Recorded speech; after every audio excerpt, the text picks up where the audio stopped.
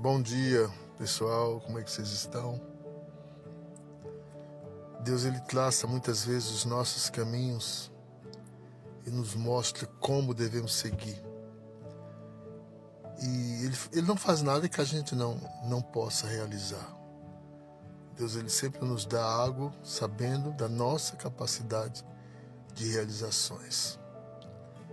Mas também Ele coloca algumas provas para saber se realmente a gente tem como realizar. Mas muitas vezes nós fugimos do propósito. Nós fugimos daquilo que Deus realmente quer que a gente faça. Deus, quando chama Abraão e diz que ele tem que sair do meio dos parentes, né? Às vezes os parentes dão uns problemas, né? Apesar que tem família e tem parente, né? A gente sabe disso. Família são os próximos, aqueles que estão no teu convívio diário, aqueles que divide, aqueles que você choram com ele. E o parente é aquele distante, aquele primo que tu nunca viu, aquele irmão que também não está nem aí para ti. Deixa de ser família e passa a ser parente. Né? Não está ali no convívio, muitas vezes nem sabe o que acontece na família. Tem essas divisõezinhas aí. Mas deixa isso para lá, né? O importante é que a gente sabe que temos um Deus que cuida de todos.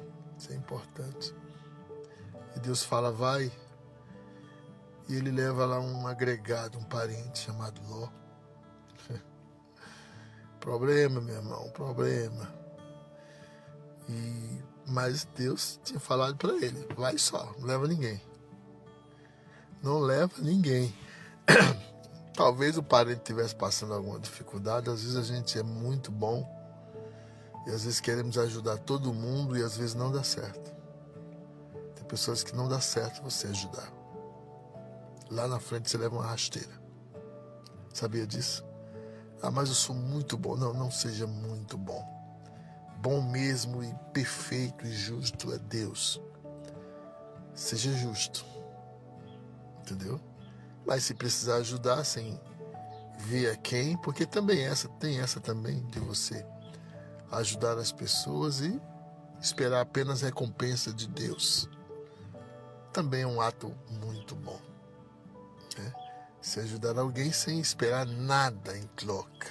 Talvez seja o melhor ato. Né? Eu, quando alguém me pede alguma coisa, se eu puder dar, eu prefiro dar quando alguém me pede emprestado. Já aconteceu, eu quero tanto. Digo, olha, eu não posso te emprestar tanto, mas eu posso te dar tanto. Então me dê. Porque se eu der, eu não vou ficar naquela preocupação de receber de volta. Encerra ali. Que às vezes você empresta e quando você vai pedir de volta, aquele amigo que é teu amigo torna-se teu inimigo. Precisa me cobrar. É desse jeito. Mas vamos lá. Vamos para o que interessa, né? Então, Abraão leva o Ló. Ele se acampa, né? Cada um toma o seu pedaço, né? Olha, interessante que Abraão, ele, como chefe de Ló, como o tio de Ló, poderia até decidir, você fica aqui, eu fico ali. Não, eu vou testar esse meu sobrinho e ver qual é a intenção dele. Ele chega para Ló e diz, olha, se você for para a esquerda, eu vou para a direita, se você for para a direita, eu vou para a esquerda. Olha o zoião de Ló, oi de Lula. Ele vê as campinas verdejantes do Jordão, local bom, produtivo, água, oásis, é ali que eu vou. E ele segue o rumo dele, campinas verdejantes do Jordão, e deixa o deserto para Abraão. Primeiro ponto, parente. Abraão, tá bom, siga o seu caminho, vá para lá que eu vou para cá. Né? E o que acontece? Entendeu? Mas antes teve uma tretazinha entre os dois, né? Porque essa divisão. Eles viviam juntos, mas aí deu problema entre os pastores, entre eles lá, os empregados, e eles tiveram que separar e Ló viu que era bom para ele, que era o melhor para ele. Ele viu o seu eu, que era melhor, eu quero, é aquilo que vai me ajudar. Um tio que se virasse para lá.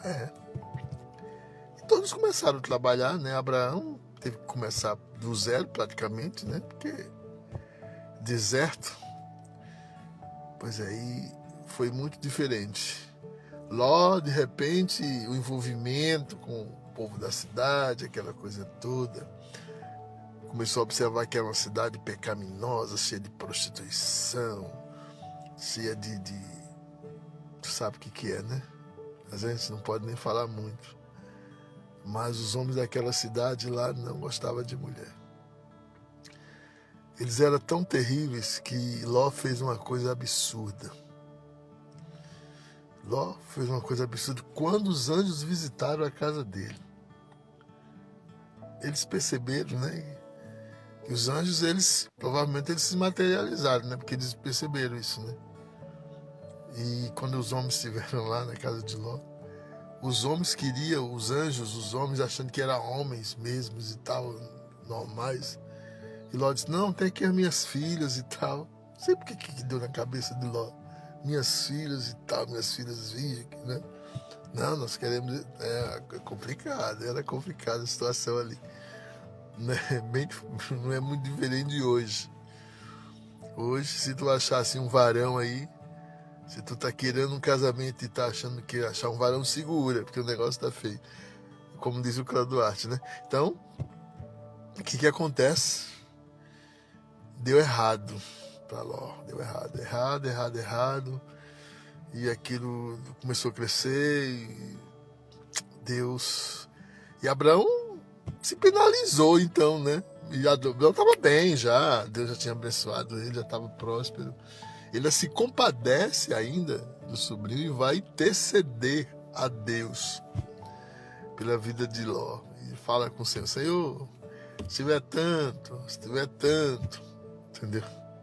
Não tinha nem 5 pessoas temente a Deus. Ló, as 2 filhas e a mulher. Tivesse pelo menos 5. Tinha 5. Tivesse 10, Deus tinha tido compaixão. Olha como Deus é Deus. Mas não tinha. E o que acontece? Deus, vou destruir a cidade. O negócio tá... Deus só não destrói esse mundo rei hoje porque tem muita gente intercedendo, viu, gente? Bote isso na sua cabeça. Você está pensando que Deus ele está satisfeito com tudo que existe aí, a situação que vê hoje aí. Eu vejo cada cena aqui no meu carro, faço porque eu sou Uber, né? E às vezes a gente tem que tolerar alguma coisa para trabalhar, mas não é fácil. Não cenas extrapolantes, porque quando passa do limite eu mando descer do carro. Entendeu? Quando a coisa começa a ir aí, que não. Entendeu? Mas a maioria tem lá, mas se comportam dentro do padrão que é para ser, para que eu possa conduzir aos destinos. Mas, coisa feia. Então, não tinha ninguém. Então Deus destrói a cidade.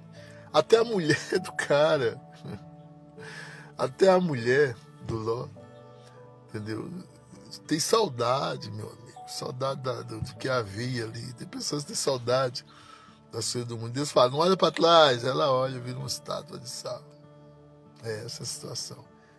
Então, se você tem a fé de Abraão, estiver no deserto, Deus vai te abençoar no deserto. Não importa. Sabe por quê? A bênção não está na terra, a bênção está dentro de você. Eu vivo a presença de Deus todos os dias.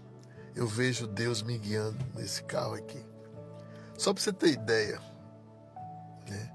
Às vezes eu estou no centro da cidade. Meu Deus, eu preciso ir para casa. E às vezes eu defino o meu destino. Eu digo, olha, eu vou, a partir de agora, o meu destino vai ser em rumo, em direção à minha casa.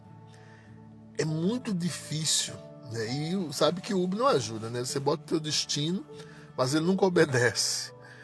Né? Ele manda botar para botar.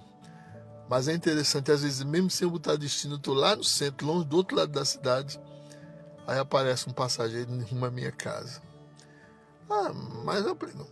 Tudo eu digo que é consentimento de Deus. Eu digo, meu Deus, eu estou indo para casa agora. Aí, pá. Aí